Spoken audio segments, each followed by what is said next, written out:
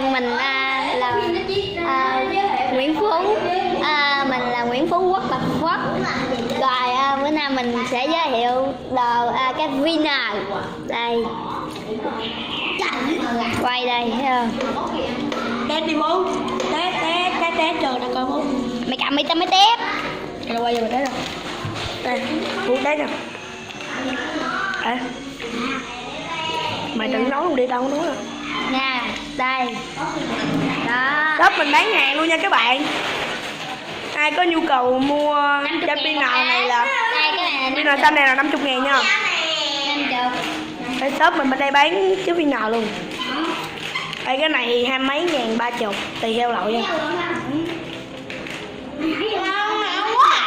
Đây nha. Đây cái độ bền của nó. Mày ăn đi, mày ngon mày ăn đi. Ủa, mới mua.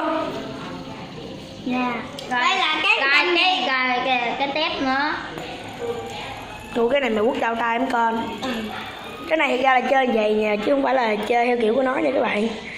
Chơi vậy nè, chứ có chơi theo kiểu của nó nha. Rồi Tao nha. quay cho mày nói đi mà. Mày thôi, mình phải đăng. Rồi, mày thôi, phải đăng ký kênh nha.